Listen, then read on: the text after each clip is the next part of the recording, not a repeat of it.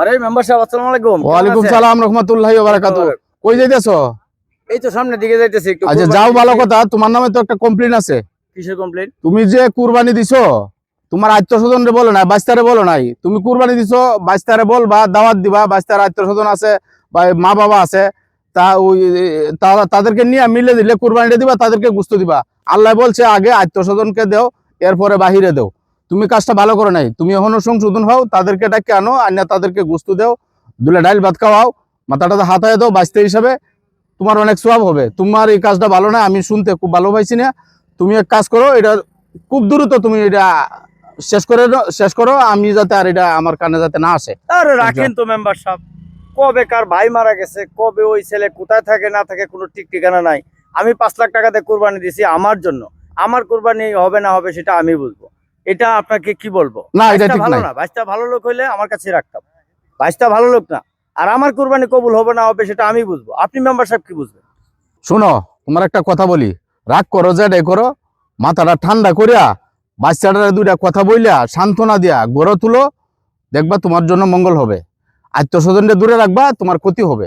এই ক্ষতিটা তুমি ডাকিয়ে আনো না, তোমার অনেক ক্ষতি হবে। তুমি দ্রুত তারা ডাকিয়ে আনো, আইনা তার মাথাটা হাতায় দিয়া তুমি তারা দুইটা কথা বইলা তারা সান্ত্বনা দাও, সেও খুশি হবে, আল্লাহও খুশি হবে।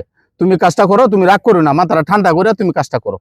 আমার কথাটা তুমি মান্য, আমার কথাটা মান্য তুমি কাজটা করে একবার দেখো কি হয় তোমার।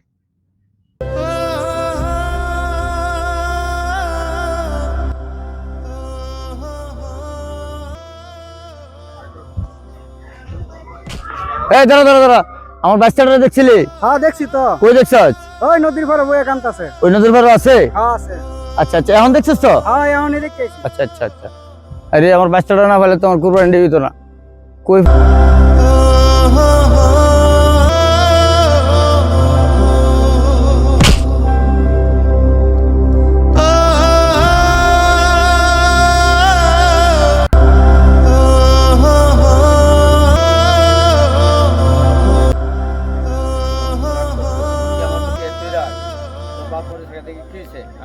আমি তোর বাপ, আমার কুরবানি গরুর মাংস সারা দেশের মানুষ খাইবো, আর তুই খাইতি না, এটা বাবা আমার হয় না।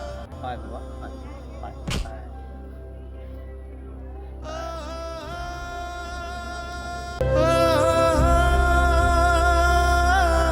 এটা একটা শিক্ষামূলক ভিডিও বানানোর চেষ্টা করলাম। এতিম বাচ্চাদেরকে কখনো কেউ অবহেলা করবেন না। এতিম বাচ্চাদেরকে সবাই ভালোবেসে পাশে রাখবেন।